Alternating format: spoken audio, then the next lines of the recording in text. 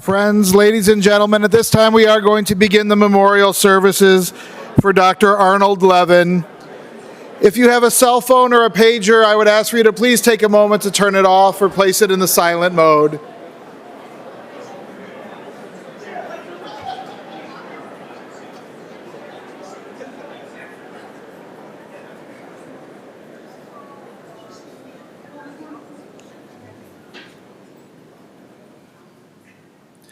Thank you. Today's services will be officiated by Cantor Sherry Allen. And just as a final gentle reminder, if you have a cell phone or a pager or anything else that might make noise during the service, we would encourage you and invite you to please turn it off at this time.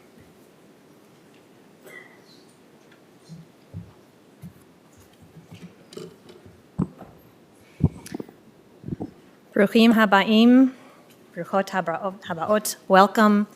As Jeremy said, I am Sherry Allen. I'm a cantor at Makom Shalanu Congregation in Fort Worth, Texas. But most importantly, I am proud to say that I am Arnold Levin's cousin. So I am quite honored and humbled to be here with all of you today.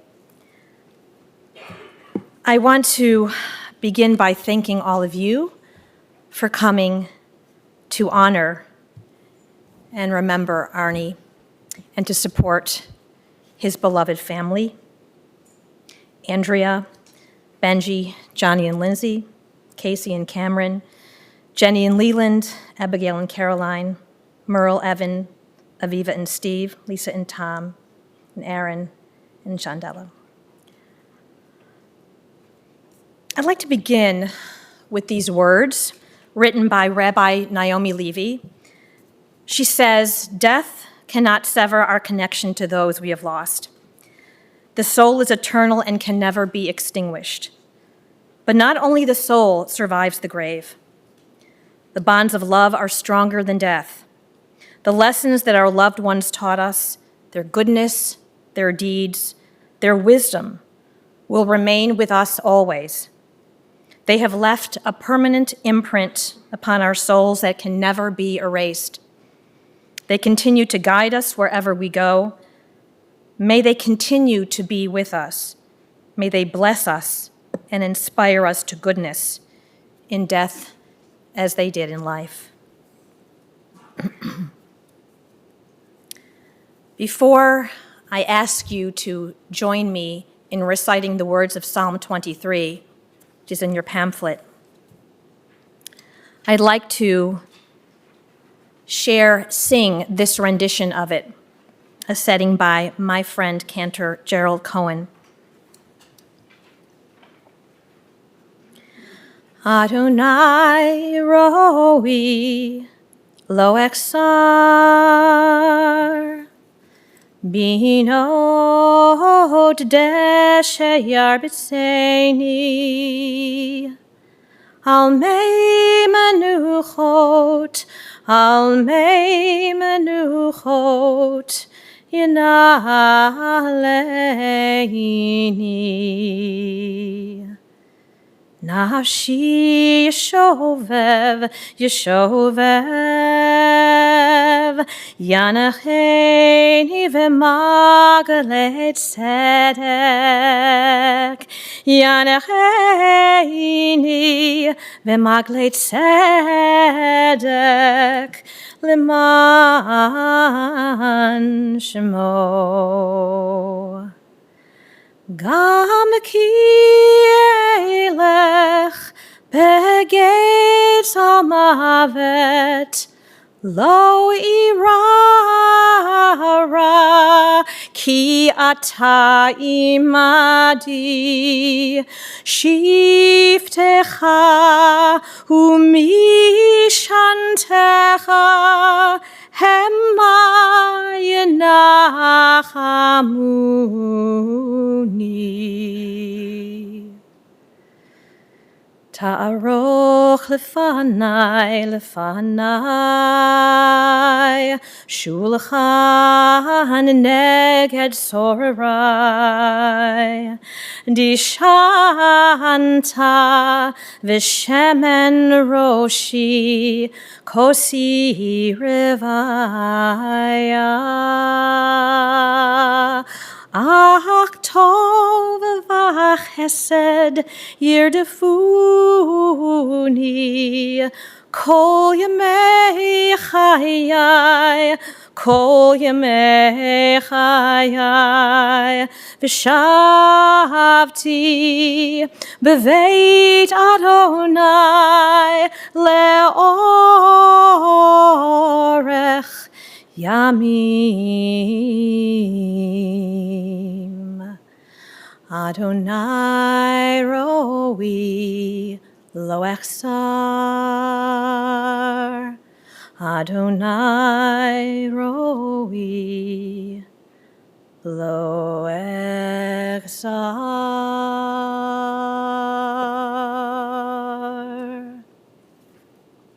Together, Adonai is my shepherd, I shall not want. God maketh me to lie down in green pastures. God leads me beside the still waters.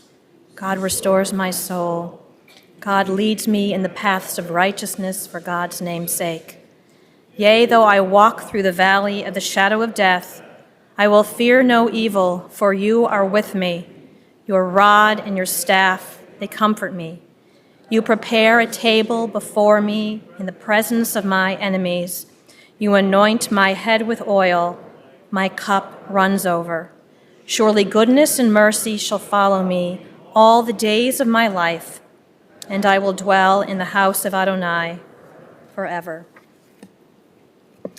Rabbi Karen Kedar wrote this reflection on Psalm 23. The valley of the shadow of death is a tender place. It is a place of questions and things unsaid, and grace and love and depth and sadness. My heart is open, my breath is gentle, I am tired and sleepless. So I sit a while by the still waters, and you are with me. God is with me. I shall not fear. Talmid chacham imet mimevi lanu temurato. There is no replacing a person of wisdom. There are mines for silver and places where gold is refined. Iron is taken from the earth and copper is smelted from the rock. But where can wisdom be found? And where is the source of understanding? There is no replacing a person of wisdom.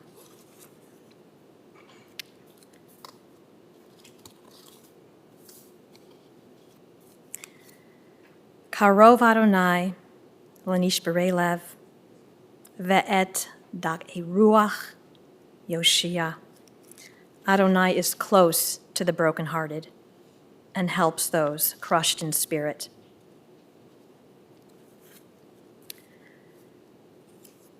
A prayer for those who mourn after a long illness.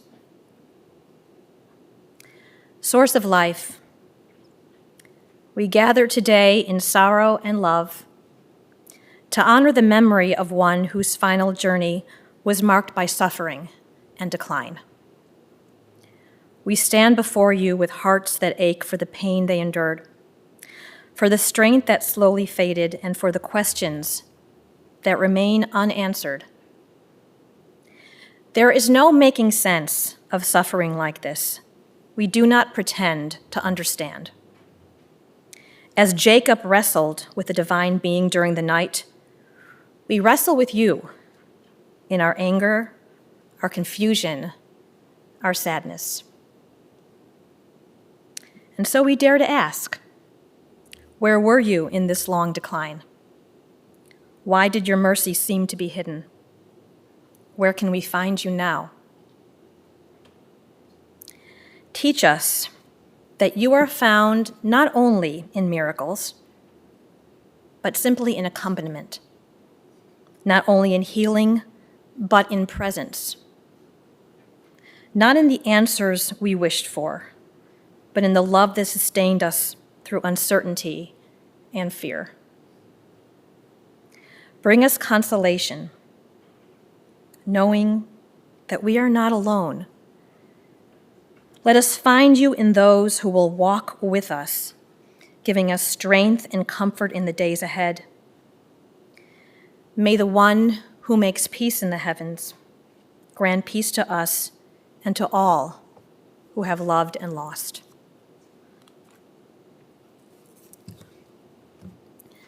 The family has some words that they would like to share with you. So I'm going to first ask Jenny to come up.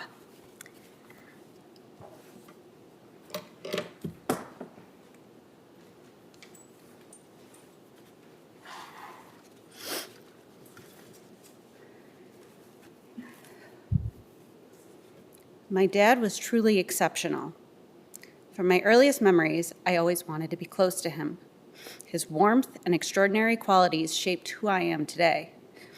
I cherished any moment by his side, whether I was sitting with him at dinner and sneakily sipping pop from his glass, or during high holiday services, quietly braiding and unbraiding the tzitzit of his tallis to pass the time. I recall sitting on his shoulders on walks back to our cabin from Wilson's in Door County, feeling the world as greater than myself, content with my place in life at that moment. Dad was a great cook when he had the time, and his meals were pure comfort to me. His homemade chicken soup and chicken salad that always accompanied it were among my favorites, along with his barbecued skirt steaks. Even on ordinary days, he would turn simple comforts like cream of wheat or buttered noodles with just a sprinkle of sugar into something special, making even sick days feel like a treat. He was incredibly compassionate, especially in his role as a physician. So many evenings, family dinners would be interrupted by his pager, and I would listen as he spoke calmly and kindly to his patients, reassuring them in moments of need. Visiting his office filled me with pride. Seeing my artwork displayed on his desk for all to see made me feel important and deeply loved. Away from work, he was truly devoted, an attentive husband, a loving father, uncle, brother, and son. Family always came first. He was thoughtful, funny, and so much fun to be around. I fondly remember when he took me to see Les Mis a second time, even though my family had already just gone. Dressing up, dining at Printer's Row, and sharing a night at the theater with him made me feel cherished. Those experiences taught me the kind of person I hope to share my own life with. And when I met Leland, who gave me that same feeling of specialness, I knew I'd found the right partner. As our family grew, Dad welcomed everyone with open arms. He was ecstatic to become a grandfather. When Abigail was born, he had just retired and devoted himself to spending time with us, strolling through Roscoe Village, taking care of Abigail, and offering his gentle comfort whenever she needed it. He showered all of his grandchildren, Casey, Caroline, and Cameron, with the same loving attention, doting on them in only the way he could. When Leland and I moved our family down to St. Louis, the distance didn't stop my dad from spending as much time as he could with his grandchildren. He joked that he knew every rest stop on I-55 between Chicago and St. Louis and which ones had the best bathrooms. This came in handy when I got sick and landed in the hospital. He never hesitated and left immediately to help out with taking care of the girls and ensuring that they felt their needs were met when I was hospitalized and underwent surgeries. His dedication to our family was one thing I never questioned and helped me to recover without having to worry about logistics. His nurturing and caring demeanor made those things non-issues, and we were so grateful for that. It's been a long time since my dad was the hero who could rescue any situation, though. Things have been bad for a long time. There was a deep sense of guilt on my part because I was the one who noticed his flattened effect and change in behavior when we were all on vacation in Door County. I told him that I thought he was exhibiting Parkinson's syndromes, and he told me to F off, as he was wont to do. I pressed forward and took it upon myself to reach out to some colleagues at work, and they managed to get him an appointment with a neurologist and a DAT scan that quickly confirmed my suspicions. The diagnosis hit hard, and rather than confronting it, he withdrew, a response perhaps shaped by his own experiences as a physician. I tried to remain hopeful, suggesting new recipes, activities, and ways to stay engaged, but he had little interest, and the disease progressed rapidly. I sometimes wonder if urging him to get that diagnosis changed our time together. If by not confirming it, we might have had more quality moments. If my children, niece, and nephew would hold memories of him as I do, full of kindness, laughter, unwavering devotion, rather than someone as consumed by his illness. What remains undiminished is my father's lasting impact. His love, humor, and compassion touched everyone who knew him. That legacy endures in all of us, and for that, I'm endlessly grateful.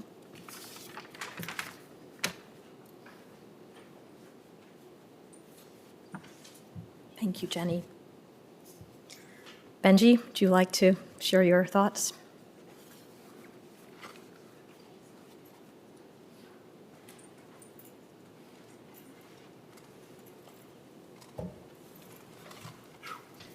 I gotta follow that.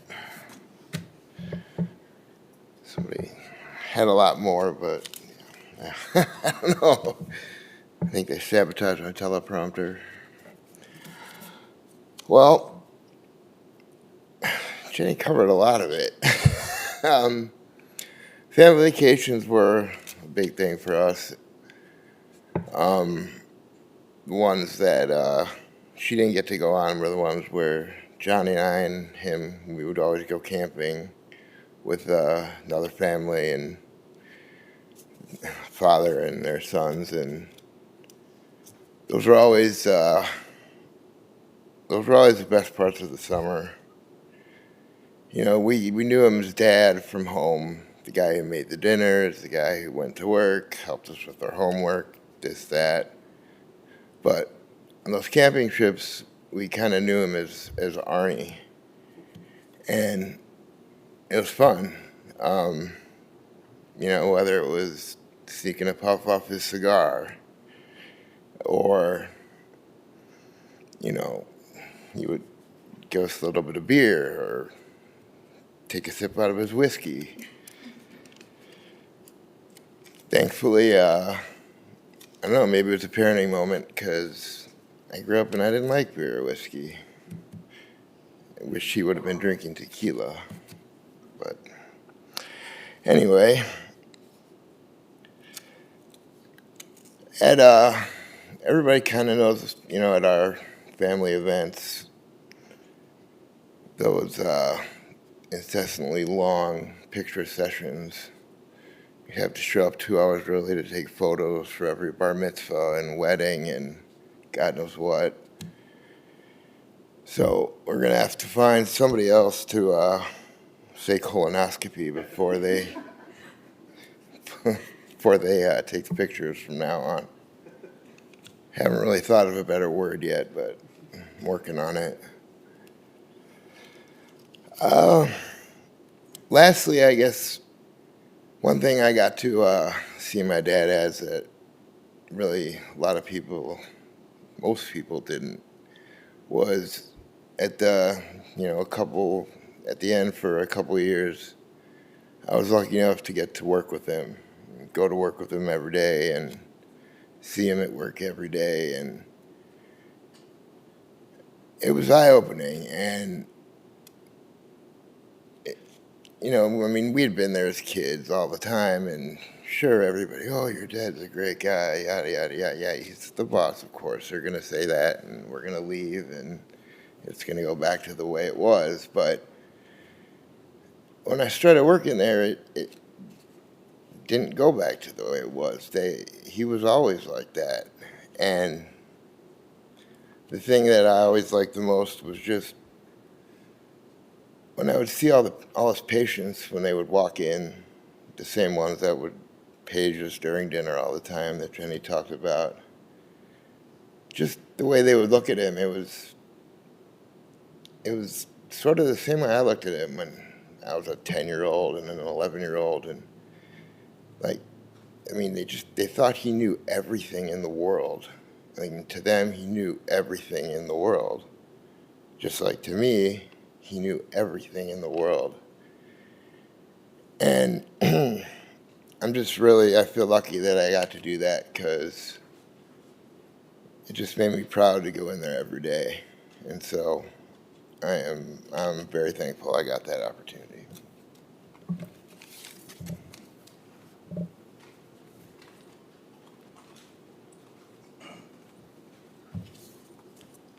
Johnny?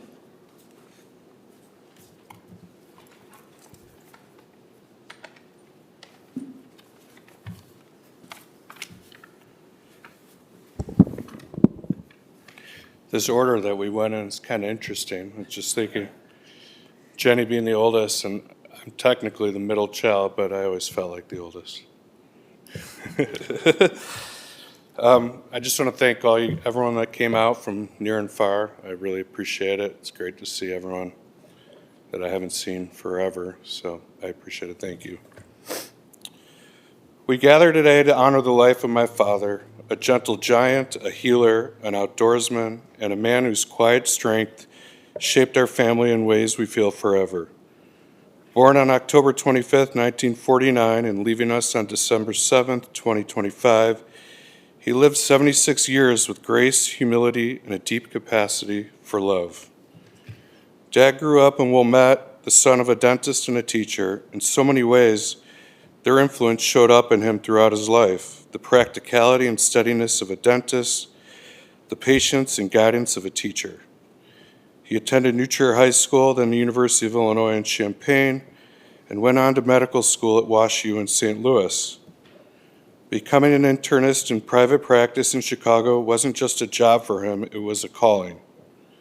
His patients trusted him because he listened, he cared, and he treated everyone with dignity. He never saw medicine as a career, he saw it as a service. But his greatest devotion was always to his family. One of the most defining parts of Dad's life was his love for my mother. Their relationship was built on partnership and loyalty. They supported each other through every chapter, the joyous ones, the chaotic ones, and especially the hard ones. Even as Parkinson's took more and more from him, the comfort he found in her presence was unmistakable. Growing up, our family life was full of adventure and noise. Some of my earliest and most vivid memories are from all of us piled into the back of the station wagon, me, my brother, and my sister packed together with no space, no seat dividers, and apparently no sense of peace. We'd poke each other, argue about invisible boundaries, complain about who was touching whom, and all the while, my parents were in the front trying their best not to turn around every 5 minutes. Those road trips, chaotic as they were, are some of the most defining memories of my childhood. Dad loved them because they were all of us together, seeing new places, exploring the outdoors, and yes, refereeing the endless backseat warfare. His love for the outdoors was something he shared with all of us, but some of the most treasured memories with him, as my brother said, were the camping trips he took me and my brother on every year. Simple tents, campfires, and nights under the stars. He was happiest out in nature. But the trip that will stay with me forever was just the two of us. A week-long rafting trip through the Grand Canyon. That canyon is huge, beautiful, and overwhelming, but somehow in that enormous space, it felt like the world had narrowed to just father and son. We talked, we laughed, we sat in silence, and we made memories that I will carry with me the rest of my life. It was the most meaningful trip I've ever taken. I promised to take Casey on this adventure soon so he and I could share similar experiences. Dad showed his love not through big speeches, but through presence. He came to countless sporting events, soccer, baseball, basketball, rain or shine, busy or tired. He was always there on the sidelines, steady and supportive. He hardly ever raised his voice, but when he spoke sternly, you listened. His strength was quiet but unshakable. He was the kind of father who made you feel safe just by being in the room. In his final years, Parkinson's changed so much about his daily life, but it never changed his heart. He spent the last 3 years or so in assisted living and nursing homes, and even as his world became smaller, the joy he felt around his grandchildren never faded.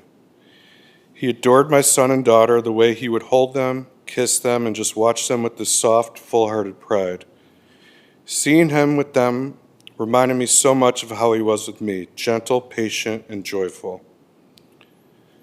My father lived a full, meaningful life, not because of his titles or accomplishments, though he had many, but because of the love he gave so easily and the way he made the people around him feel.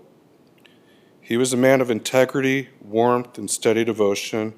He was a healer both in his profession and in his family. He was our protector, our compass, our quiet source of strength. Dad, thank you for your love, your patience, your example, and the countless memories you've left us with. Thank you for the camping trips, the road trips, the sports games, the guidance, and the silence that said as much as your words ever could. Thank you for loving Mom so deeply and showing us what lasting love looks like. I will miss you more than words can express, but I am so grateful for the years we had, for the lessons you taught me, and for the example you set.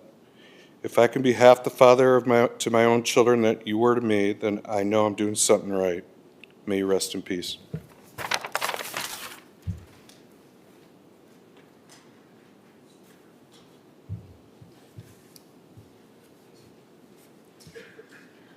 I can tell what a wonderful father you are by the way I'm watching your children and how they watch you, and how I know how much their grandfather meant to them. And to speak for the grandchildren, I want to invite Cameron up to say a few words.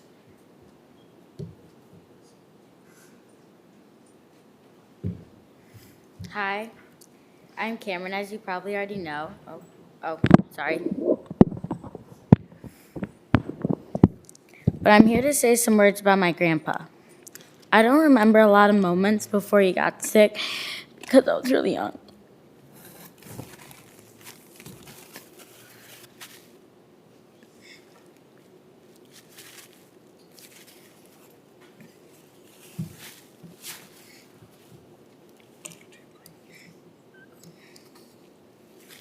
I know he was a caring man and loved everyone so much.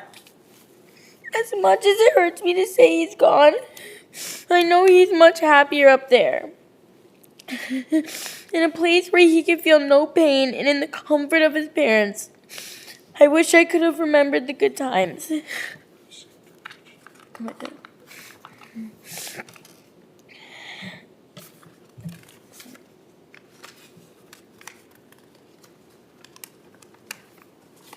Stuck together. The times when he was happy, times when he was free. That would have been fantastic. I loved making him smile every time I saw him.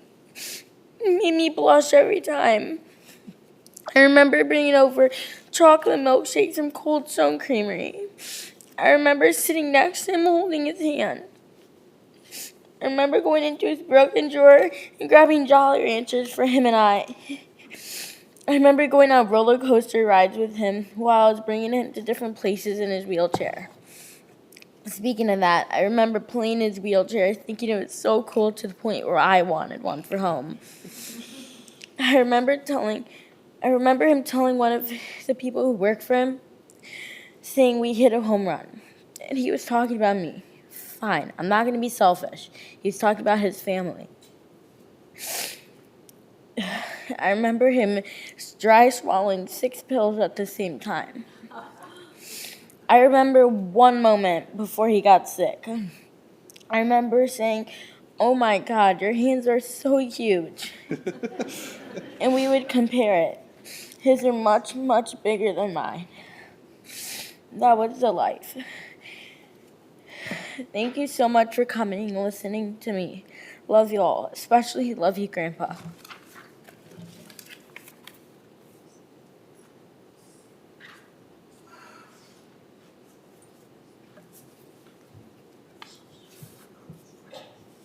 Thank you, Cameron.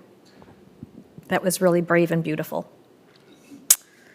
Merle, we look forward to hearing some words about your brother.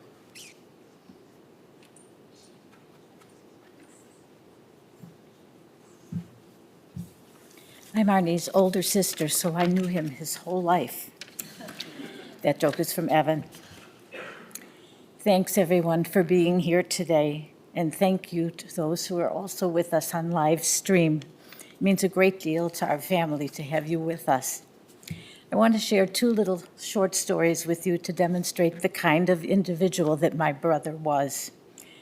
When we were both really young, maybe 3 and 5 years old respectively, Arnie had an appointment with our pediatrician, who was also a Dr. Levin, but completely unrelated to us. Arnie needed a routine vaccine, and afterwards, he received a lollipop. He was in tears, but he looked at Dr. Levin and said, "And one for sister." So that was sweet of him. So the pediatrician complied. The other little snippet, when Arnie was about 7 years old, we lived in an apartment with radiator heat. The radiators had lids which lifted over a trough for water, and the water made steam. Our parents kept the troughs filled with water, and we supposedly never touched them. Arnie took a cluster of plastic grapes from the dining room table, and put them in the radiator trough, which of course steamed the raisins into a wonderful, terrible mess. When our mother asked why he did it, he said he knew that raisins are made from grapes, and he wanted to know if plastic grapes would make plastic raisins. It wasn't a safe experiment for a youngster, but it was difficult to be angry with him because he was just trying to think scientifically from a very early age. And that was the kind of sweet, curious, intelligent, logical, thoughtful, sensitive, caring person that he was. Arnie, we are so fortunate to have had you in our lives, and we will miss you terribly. May your memory always be for a blessing.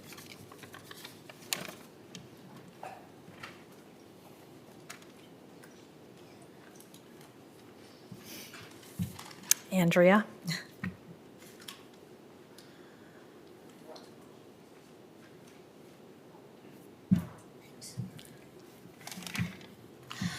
I knew this was going to be hard because I was going to be the last one, and I knew that some of the stories would be the same, so please put up with that. Sorry about that. I want to thank everybody for coming and honoring him. I think he would have been delighted to have heard all these lovely things. Anyways, I was going to say, Arnold has been a part of my life for 60 years. I met him when I was 15, and he was actually 15, but almost 16, an older guy. We met at a USY dance at Beth Hillel. So we knew each other 60 years, but we have been married 52. We were married 52 years.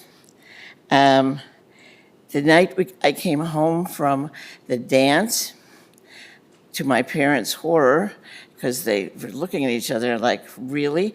I said, I met the guy I'm going to marry. And my mother, her eyes are rolling. When I tell that story, my daughter here says, well, I hope nobody that Abigail knows that she's going to marry, because she's 15 now. Don't be so positive like that. But anyways, I often have thought and have said, honestly, that I chased him until he let me catch him. So that was it. And the reason I was so attracted to him, he was kind, he's patient.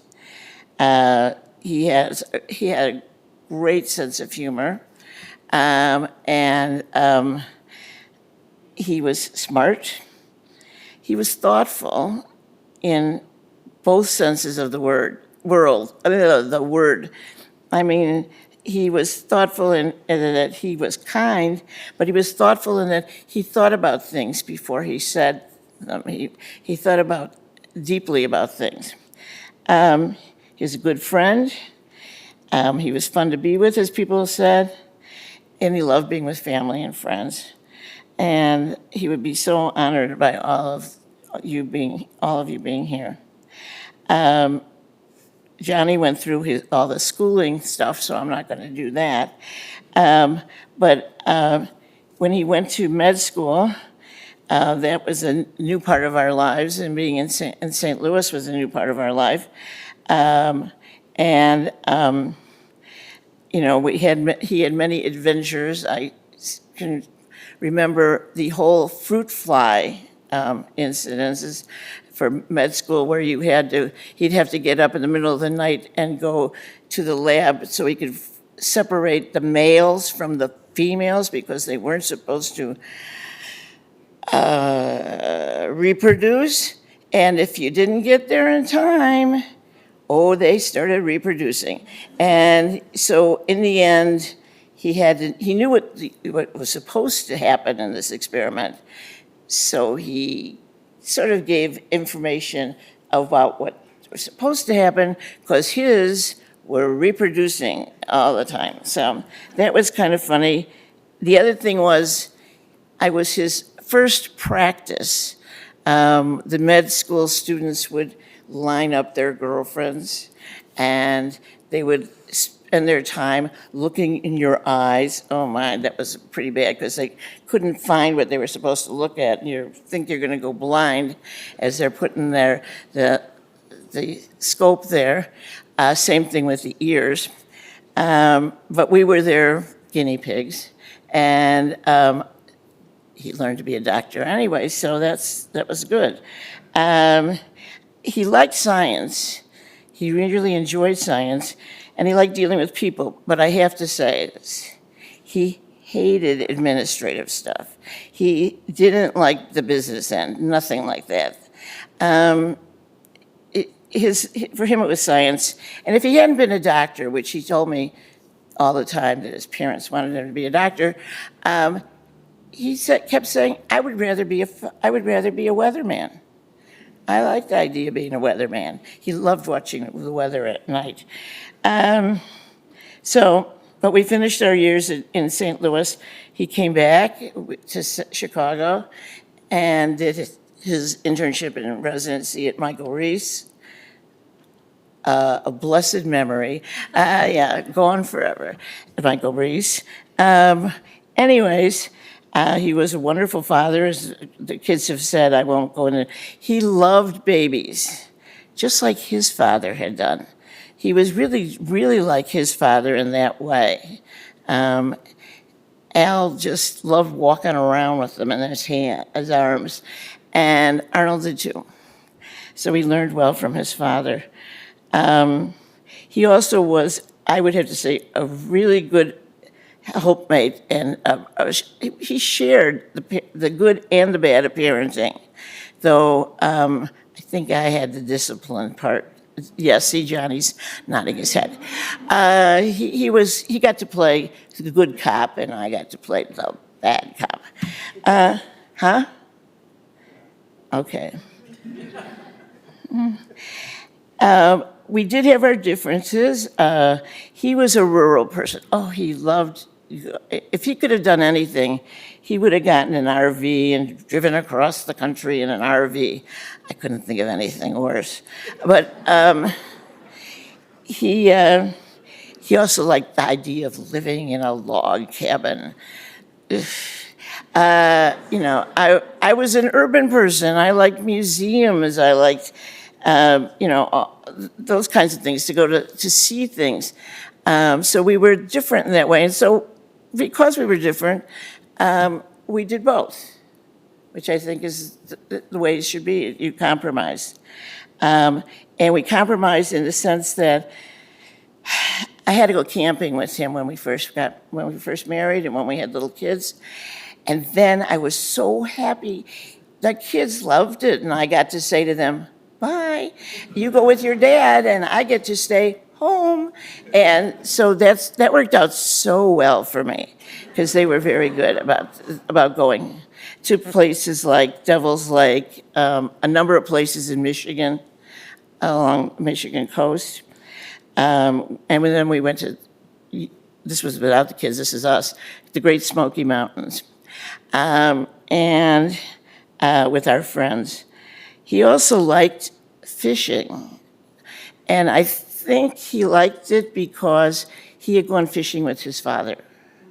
His father took him to Canada to go fishing, and he enjoyed that so much. So he also liked fishing too, and we would have we would eat from what he had managed to catch sometimes, if he caught something. The big thing he liked was hiking. He loved hiking. He loved going through all kinds of forests and things like that, and looking around at that. That was to him a perfect place to be. And like I said, it wasn't exactly good for me. I grew up with a father who said, anything that can be done outside can be done inside better.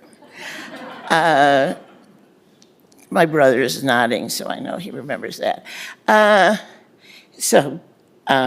But Door County was the big thing. We must have gone 8 years or something like that. And the good part was that we did the same things over and over again. That actually was great. You know, we did the same ones and we enjoyed it every time. And so that was a lot of fun, and we were with friends, and it was great. So he liked those outdoorsy things.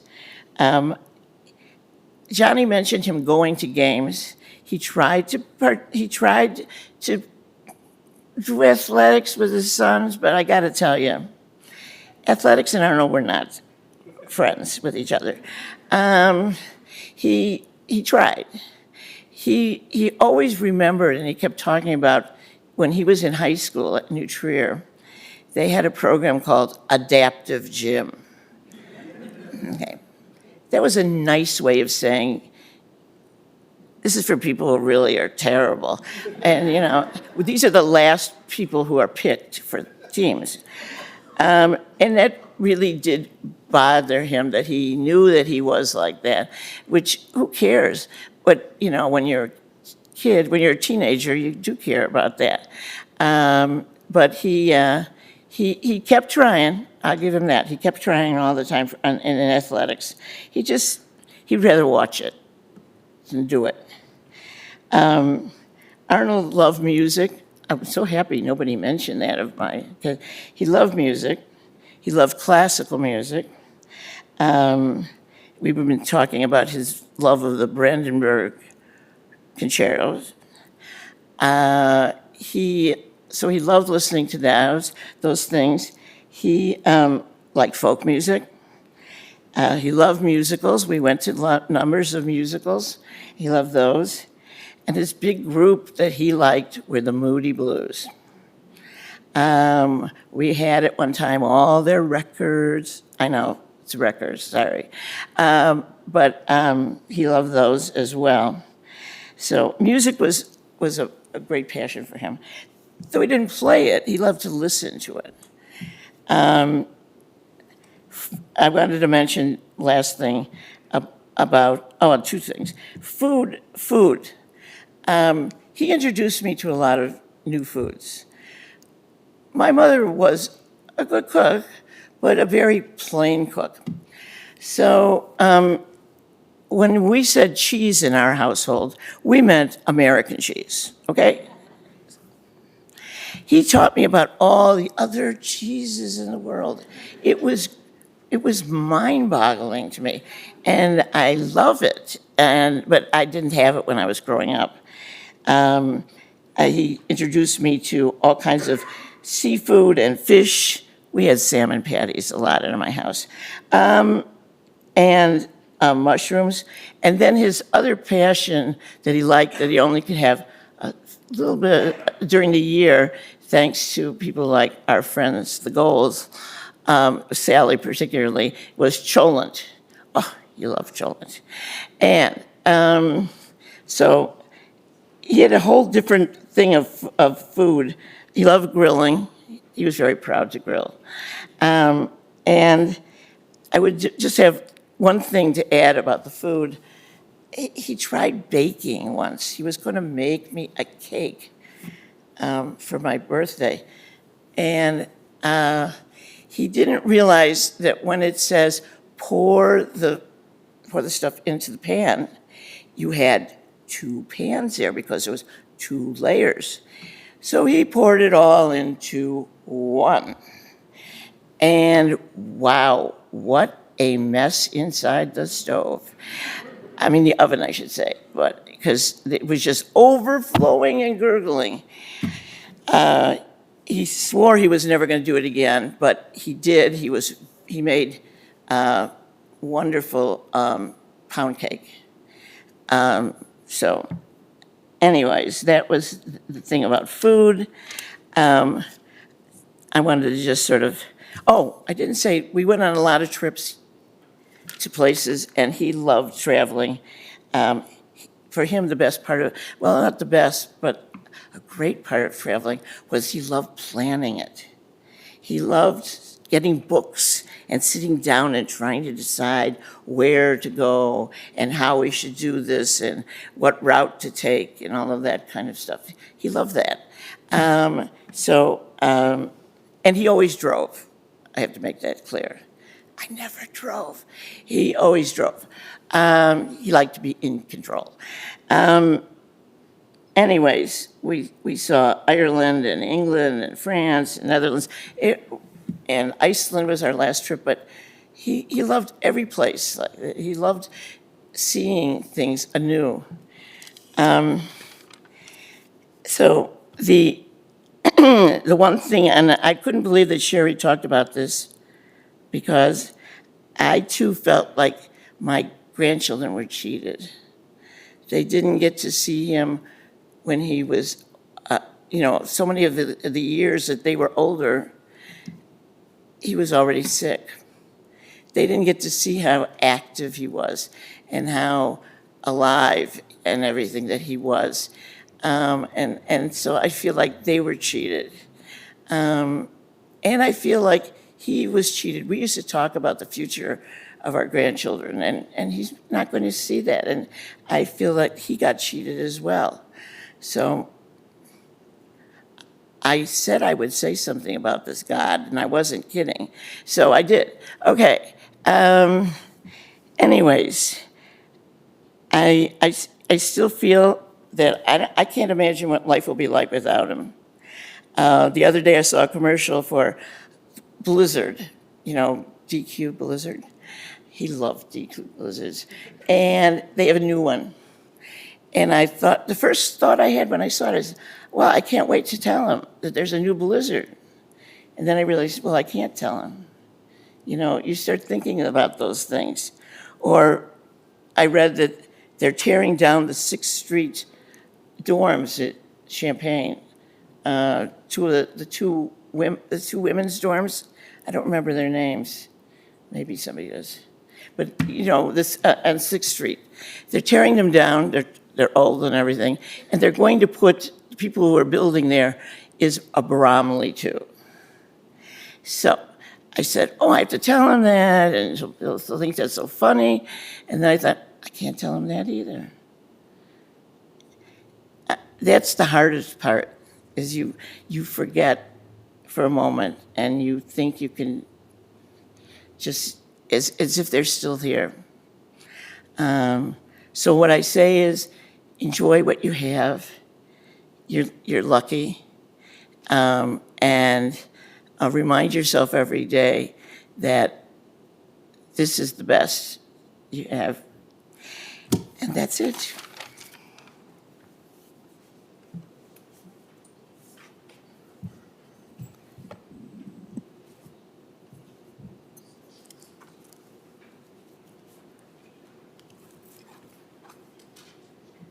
Eze hu michubad, hamachabed et habriot. Who is honored? One who honors, loves, and cares for other human beings. And all of you who spoke and shared such precious memories of Arnold, this was the way that we honor someone who we love so much. Rabbi Abraham Joshua Heschel also said, "The deepest wisdom man can attain is to know that his destiny is to aid and to serve. And that was Arnie.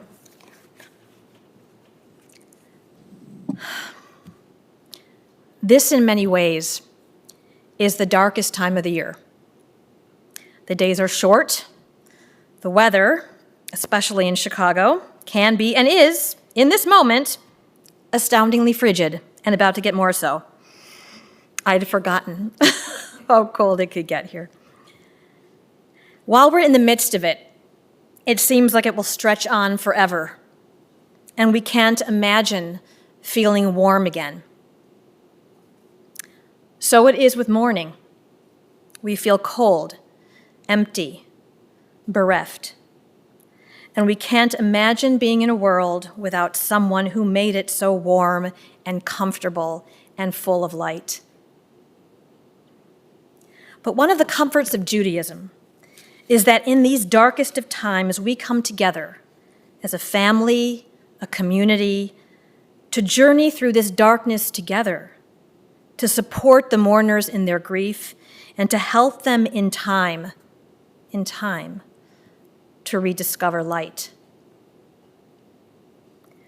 Today, we all mourn Arnie's loss, but we also celebrate his life. And you have all who have spoken so beautifully done just that. There is a lot that was shared with me that has been said, so I won't repeat those things, but I'll tell you a few other little nuggets that sort of fill in the blanks.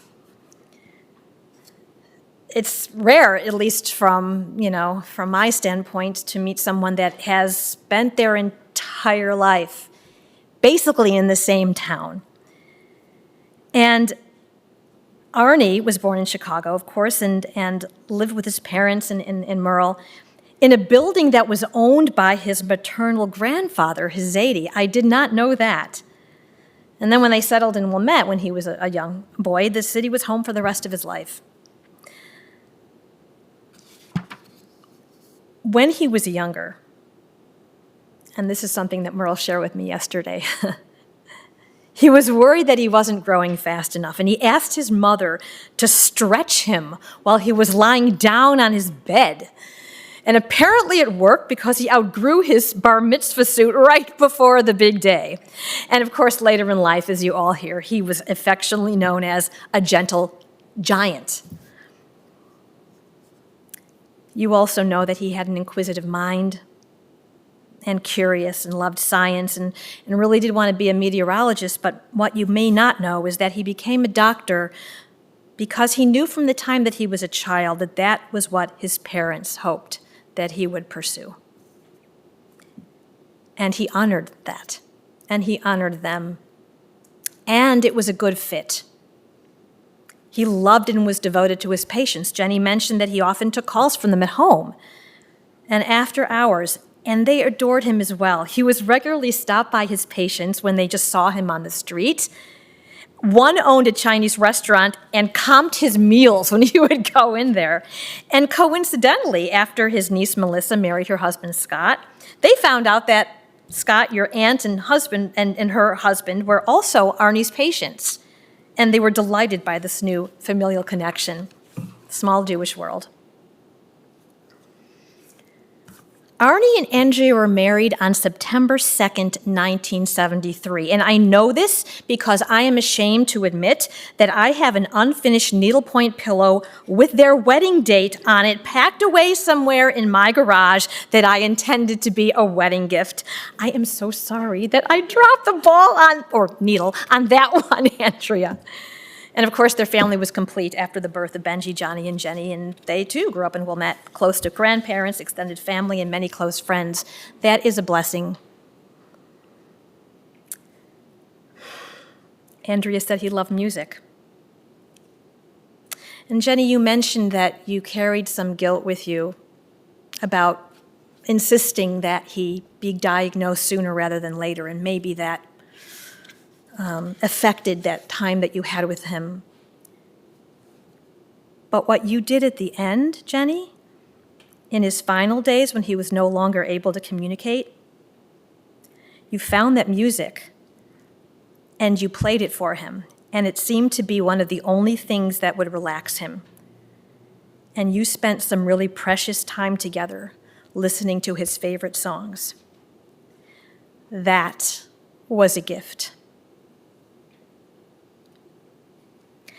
Of course, as you all know, what Arnie loved beyond measure was his family, and especially his grandchildren. And I have to say to you, Abigail and Caroline and Casey and Cameron, you know how affectionate your grandfather was. He loved hugging and kissing you, and he loved watching you grow into the thoughtful and sensitive human beings that you are. And despite his physical limitations, he would always lift himself up and smile when you came to visit. And yes, Parkinson's robbed him of the ability to be more involved in your lives and to share more fully your joys and your challenges. But please know how much happiness you brought him and how you enriched his days and how you brought quality to his life in the short time that he had with you when he wasn't sick, but perhaps more meaningfully in the time that he had when he was sick. You brightened his life. My brother Mark regrets deeply not being here today. It's finals week at his university, but he wanted me to share a few thoughts, and coincidentally or not, they really echo everything your family has also said. He reflects, and I quote, "As I had been thinking about the time I spent with Arnie during my life, I came to a realization. Every encounter I had with him consisted of engaging and thoughtful conversation and a lot of laughter. I loved his cherubic smile. He had a sharp mind and a warm heart, and he could be wonderfully irreverent. He was a caring doctor with a good mind for science, and at the same time, he was a person who held on to his college bong. How could you not love him? He was a very curious person, and he used to ask me questions about things I was working on and would often enjoy diving into a debate. When I told Laura, that's Mark's wife, that Arnie had passed away, she said this: he was a warm and delightful man, and it was always a joy to see him. That captures the essence of Arnie. And not surprisingly, my husband Richard and I also had similar memories. Whenever we came to visit through the years, my mom would throw these big family get-togethers, and Arnie would make a point to sit with us and ask us specific questions about our lives and our kids. And these were not perfunctory. He really listened, and he genuinely cared about how we were doing. And when we inevitably asked him for help, either when Richard needed to concoct a believable medical diagnosis when he was writing for Days of Our Lives, or when we needed a prescription filled when we were out of town, or when we were concerned about an illness, he answered all of our questions with care and attention. And although he wasn't an observant Jew, he loved and celebrated the holidays and the family traditions that they inspired. Most importantly, he embodied the attributes that Judaism values most. The Talmud states, the highest form of wisdom is kindness. In talking to you all, that is the word that kept surfacing over and over again. Arnie was a gentle, compassionate, caring person. He understood humanity and the human condition. He didn't care about wanting more, owning more. He was content, satisfied, grateful for the gifts of family and friends, a fulfilling career, and an appreciation for the miracles found in nature, in music, and in life. Andrea, we will never know or understand why good people suffer.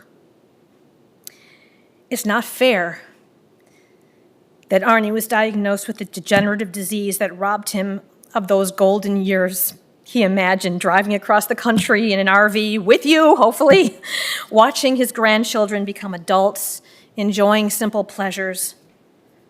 Parkinson's took away a lot, but it did not define him. He will be remembered by the joy he brought to others, the love he gave and received, the countless people he helped through their own health challenges. And of course, he will be remembered for his kindness. Rabbi Jonathan Sacks of blessed memory once said, Acts of kindness never die. They linger in the memory, giving life to other acts in return.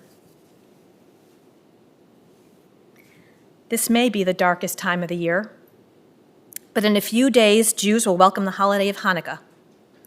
Each year for 8 nights, we light the candles on our Hanukkah menorahs until all 8, plus the shamash, the helper candle, collectively produce a luminous glow that can be seen from our windows when night falls. Say what you will about the beauty of Christmas decorations, the small, unassuming, but powerful light of the Hanukkah can be truly breathtaking. I'd like to close with this poem entitled Yesh Kochavim, There Are Stars, written by Hannah Senish. There are stars up above, so far away we only see their light long, long after the star itself is gone. And so it is with people that we loved. Their memories keep shining ever brightly, though their time with us is done. But the stars that light up the darkest night, these are the lights that guide us. As we live our days, these are the ways we remember. May Arnie's memory inspire you all to engage in Gemilut Chasadim, acts of loving kindness, and bring you light in the days ahead. Zichrono livracha, may her memory be an everlasting blessing.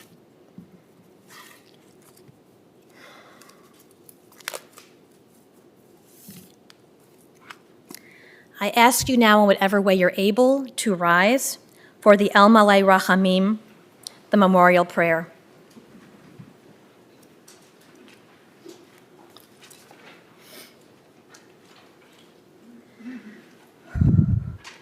El Malay Rachamim, Shochen Bamromim,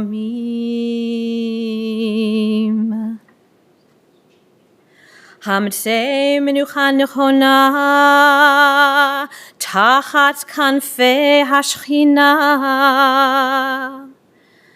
B'ma'alot Kedoshim U'Tohorim, Kizohar Haraki Amazhirim,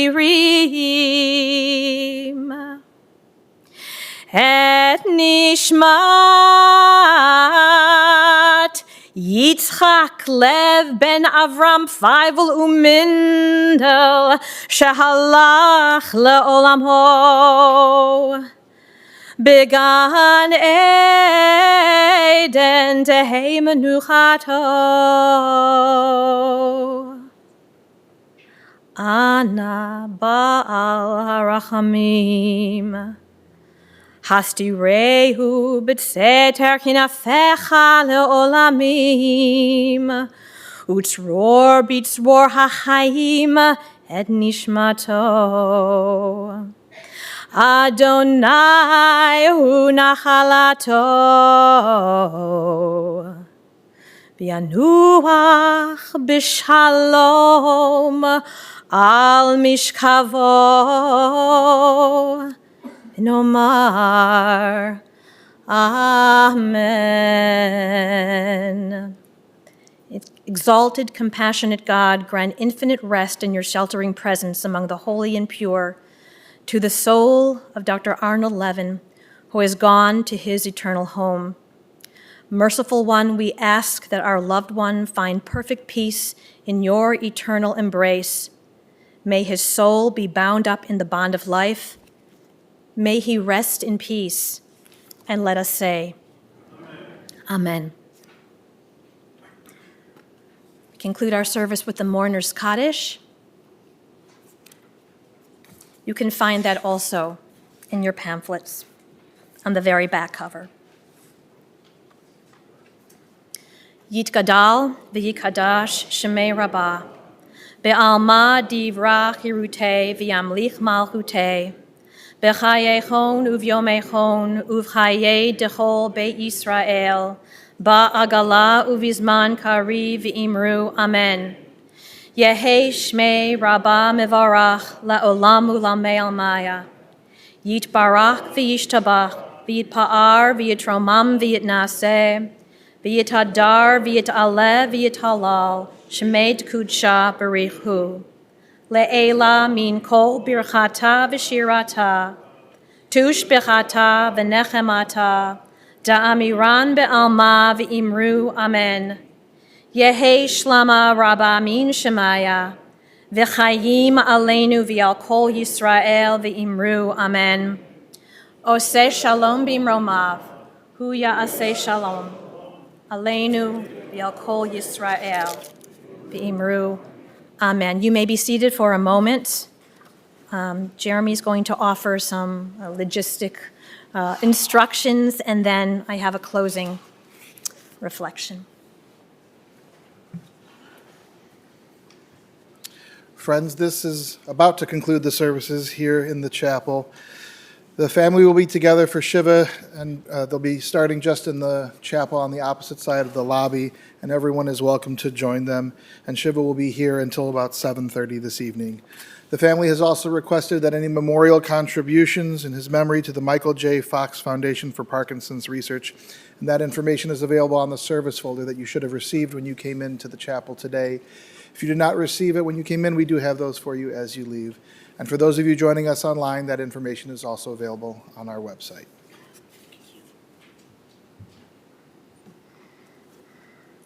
We conclude with these thoughts by Rabbi Adam Halom. No one event can encapsulate a life. No one service can heal the pain of a loss of a loved one. The most to be hoped is that each stage of the journey is a step toward living life again, a step in favor of love and vitality and the beauty of the world and the people around us. We who survive are the keepers of memory. Grief may return at unexpected moments, a family event, a special transition, or even an ordinary day. These can all become an instant of sadness, and that is entirely as it should be. For we do not forget that our loved one ever existed. At best, we become accustomed to the world without their active presence. The conclusion of this service marks the dawn of this new world and of the beginning of the rest of our lives. May Arnie's memory be honored through your daily lives, and may those memories comfort you and give you strength. Ken Yehi Ratzon. Amen. This time we'll ask everyone to please rise and